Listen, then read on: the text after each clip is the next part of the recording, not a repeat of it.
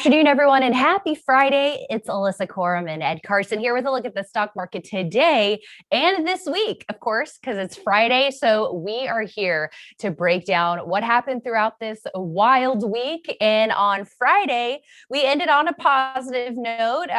Stocks saw broad gains after the jobs report came out, Ed. So we're going to be taking a look at that and three stocks that provide lessons from how the week went down. That's right, Ali.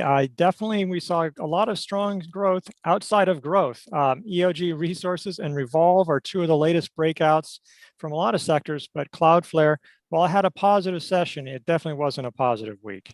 That's right. So we'll get to all that. But first, Ed's going to pull up Thinkorswim from TD Ameritrade to take a look at the Nasdaq Composite with those candlesticks. So, Ed, we came down to the 50-day line Thursday, undercutting that level. So it was looking a little scary there for a while, but found support there. And even though we were able to continue higher today, now it looks like a little bit of resistance at the 21-day, which coincides with that lower one standard deviation channel line. That's right, Ali. I mean, a little bit over a week ago, we were hitting resistance at the half standard deviation line and just sort of rolled over. Yeah, this was not looking good. We came back, and so that's nice, but it was still a solid loss. We'll take a look at the weekly in a little bit. Solid loss for the Nasdaq, while the Dow and S&P looking much stronger. And really outside of the tech titans, there's a lot of damage among growth stocks, especially the more speculative, the more highly valued you were seeing, those tended to have a lot of them were having really bad weeks and weren't in as good a position to start. And so definitely it's a split market. Even though we had a broad market rally today and technically Thursday, it's definitely a split rally. That's exactly right. That bifurcation definitely appears to be back on. When the Nasdaq had that streak of gains to come back through the 50-day line, we saw a number of tech stocks looking okay. They were holding up in bases, maybe getting close to breakout points, but that seems to only really be temporary. But what is working, as you're saying, is outside of tech. A lot of the stocks that we've been seeing this rotation into in the industrial area, steel, mining, oil and gas, those kinds of things. So the Nasdaq, even though we do love this nitty gritty technical analysis here, this is not where the strength is right now. That's right. It just isn't. Okay. And then taking a look on a weekly basis also underscores the action as Ed zooms in there a little bit for us. So still a red bar for the week, even with some positive action towards the end of the week. I mean, obviously it's nice that we rebounded. It's nice that we got some gains, but yeah, it's just some down trend on this front. While, I think we can move over to the Dow and S&P. It's just a much different story. That's not,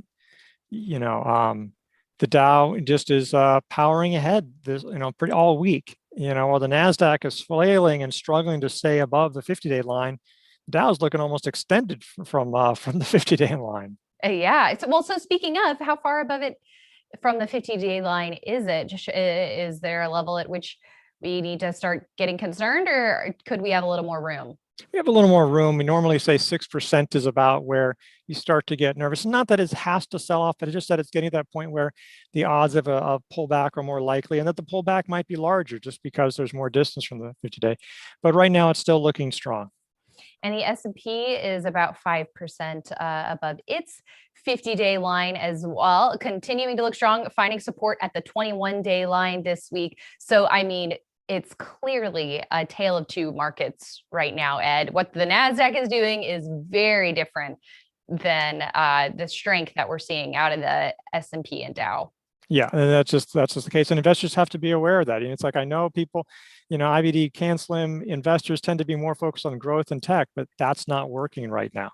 And we've been pointing out a lot of good looking stocks over the last couple of months, and another couple more that we will get to. And also small caps. Let's see how they finished out the week. Really nice to see, Ed. I think the Russell 2000 getting back above that 50-day line, but it doesn't look like it's in the clear yet by any means. Doesn't look like it's in the clear, but really important to get above the 50-day, and it got above the 21-day. So just if you're worried about the rally, if the Nasdaq's going to drag everything down, at least the Russell is moving back up. So that's a positive on that front.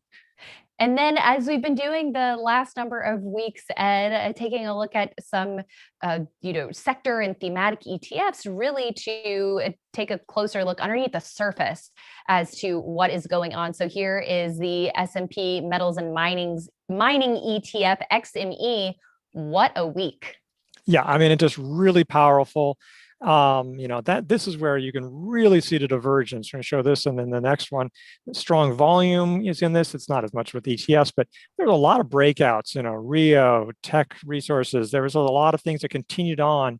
A lot of steel makers as well. So this is a really hot sector. The economy, the global economy is booming, and this is just one of the very hottest part of the market.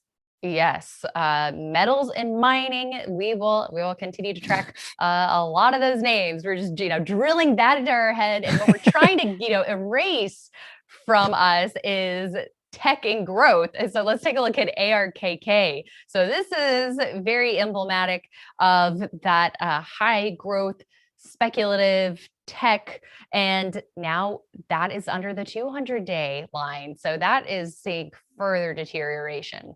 Yeah, and maybe this will bounce back. That doesn't mean it can't happen, but ever since it got above the 50-day line, it's just been selling off very sharply. Today's move wasn't that impressive. Like a lot of the growth stocks that it holds or similar type stocks, they basically closed, pretty much at session lows. This is, one sort of half-hearted rally day doesn't mean it's turned. Again, maybe it will turn around, but these growth names, the last year's winners, the big, huge gains, and obviously ARK had an amazing year, all its ETFs, right, but not in 2021. Exactly. And our style is to look at stocks that are in uptrends and not trying to bottom fish or catch that exact bottom, because I guess you could have tried to do that on that initial bounce here that we saw when it first almost came down to the 50-day line. But you're putting the odds of success in your favor when you're looking at stocks that are heading in the right direction. That's right. To put it simply. So now one stock that's headed in the right direction that we're going to take a look at now is EOG Resources, ticker EOG, an explosive move to cap out the week on Friday, gaining 8% on its quarterly earnings report, with heavy volume to go along with that. And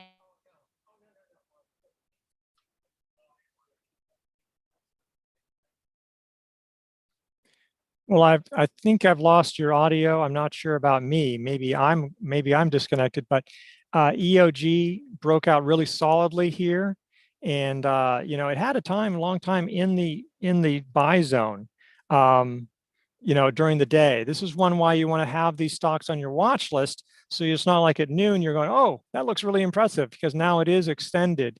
Really strong earnings, almost tripled. They added a special dividend, just $1, but they also recently raised a regular dividend. We're seeing a lot of shale companies not only have strong earnings, but they're increasing their payouts to investors. So there's just a lot of strength in the energy sector.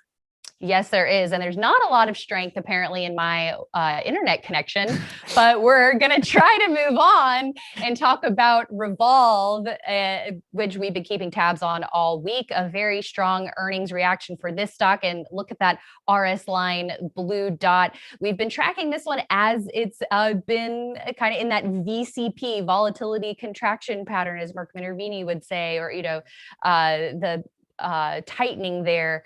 So we like the look of this stock right now, which we were saying this morning on IB Live was very actionable. Yeah, absolutely. I mean, the official buy point is right here at 55.93. You could have argued that somewhere in here was the buy point. So it is on the edge at the very, it's on the edge of being extended or extended, depending how you look at it. Again, this is one we've been talking about for a while. So the earnings came out, and when it started clearing these areas, it was an opportunity to jump in. You can see the really strong growth here that's been picking up. The sales are now turning positive. So this is just, this is one that just is, as retail, it's also an area that's actually surprisingly strong. Reopening play, yes, but there's, this one has, the earnings are going to be okay. It wasn't that bad. Actually grew in 2020, which is really impressive. It's going to be pretty solid this year. It's rebounding, and then next year it's going to also be doing well. So this isn't just something that's barely hanging on like a lot of, say, department stores or something. This one has some real growth going on. That it does. So very strong group, worth paying attention to. What's not a strong group anymore, which was one of the strongest last year, is the enterprise software group. So let's take a look at Cloudflare. Some traders may have opted to sneak in when the stock either cleared its 50-day line in mid-April or then got above that 80 area. I guess you could have called that a pseudo handle, but that was a short-lived move to the upsided. Yeah, and I'll tell you, I mean, I actually wrote about this a week ago because a week ago it was forming this nice little handle. It didn't have a handle yet, but these nice, tight, low volume declines. Oh, it's setting up so nicely. I mean, yeah, it's a little volatile, but hey, this is going to be the one. This is going to be the big super growth stock that's going to lead the way. And it just sold off really hard. And then Thursday it was just amazing, down 13%. Saw this from a lot of stocks. I mean, a lot of stocks. And then today, okay, it had a rally, but even at the best day part, it was still down sharply for the week. Like we talked about ARC, and this one closed basically at session lows, well below its 50-day line. The numbers weren't bad. That really strong revenue growth outlook. But as you can see, it's just like your reward if you held on to this stock. Yeah, there was a little bit of a bounce, but it's down 15%. What was looking okay a week ago really did not look that way. And you made a really good point about the group. This was one of the very, very top groups for a long time, and it is just absolutely near the bottom now.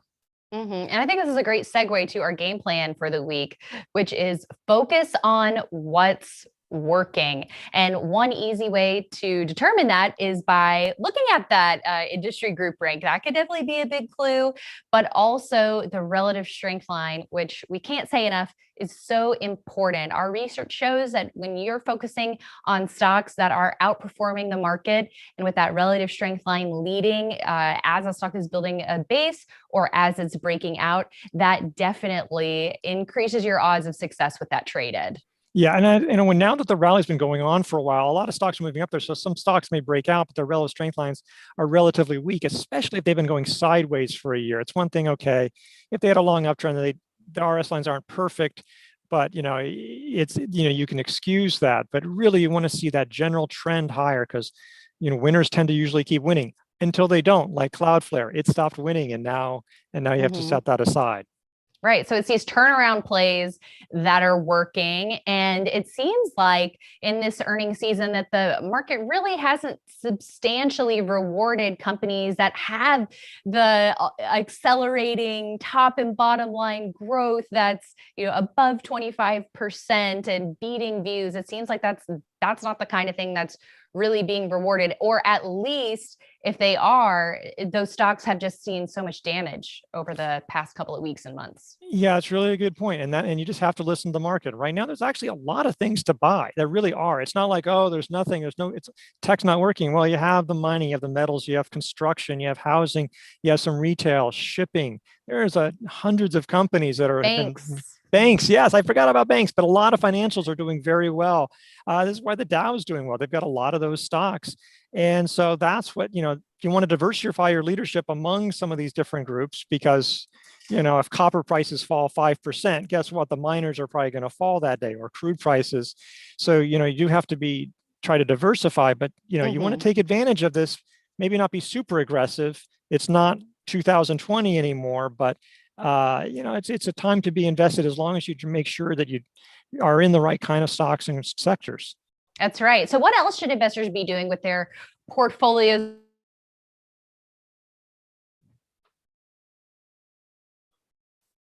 Well, I'm sorry if I'm cutting you off here because the internet connection might be freezing a little bit. What you can be doing is just go through your portfolio again. Just, once again, check to see if those stocks, if you have some laggards, whether they're in tech or not, and just say, I really should get out. I mean, I'll tell you, when we remodeled one time, we threw some stuff out before we moved out. We threw some stuff out before we moved back in, and then we threw some stuff out once we moved back in. It's like, yes, it would have been better to do all that at the very beginning, but it was still a useful process. And sometimes you might say, well, I should have cut some of these stocks a while ago. That doesn't mean you shouldn't do it now. So, I mean, it's always good to prune that and just make sure, because there's you don't want to have some really good mining and bank stocks that are going up and then have it all balanced out by losing techs. You want to take advantage and make gains in this kind of market. Otherwise, you might as well sit in cash and save yourself the stress. Very well said, Ed. Love that. All right, everyone. That is it for this week. Thanks so much for watching. We'll be back on Monday with more.